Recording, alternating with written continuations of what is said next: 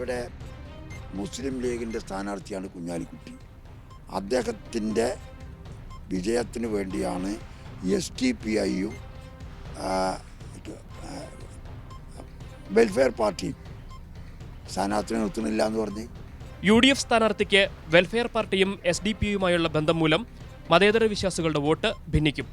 കോൺഗ്രസുകാരുടെ vote ഇടതുമുന്നണിക്ക് അനുകൂലമായി മറയുമെന്നും TK Hamza പറഞ്ഞു.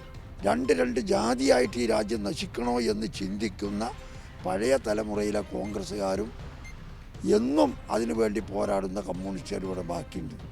ഇതിൽ രണ്ടിലും പെടാത്ത നിഷ്പക്ഷരുണ്ട്. ഈ PK കുഞ്ഞാലിക്കുട്ടി UDFും അതേപോലെ SDPയും വെൽഫെയർ പാർട്ടിയും തമ്മിൽ അണ്ടർസ്റ്റാൻഡിംഗ് ഉണ്ടെന്നാണോ TK ഹംസ? അണ്ടർസ്റ്റാൻഡിങ് ആരുടെ ഗുണത്തിനാണ് പിൻവലിച്ച് ഞങ്ങൾ സ്ഥാനാർത്ഥിനെ നിർത്തുന്നില്ല എന്ന് പറഞ്ഞ്? 2004 മഞ്ചേരിയിലുണ്ടായതുപോലെ പ്രവചനാതീതമായിരിക്കും മലപ്പുറത്തെ തിരഞ്ഞെടുപ്പ് ഫലമെന്നും മഞ്ചേരിയിൽ അട്ടിമറി ജയം നേടിയ TK ഹംസ കൂട്ടിച്ചേർത്തു. തിരഞ്ഞെടുപ്പിൽ മത്സരിക്കാതിരുന്നത് കാലാവസ്ഥയും ആരോഗ്യവും കണക്കിലെടുത്താണെന്നും TK ഹംസ വിശദമാക്കി. ക്യാമറമാൻ അമൽ ദേവിനൊപ്പം അഭിലാഷ് നായർ, മാതൃഭൂമി ന്യൂസ്, മലപ്പുറം.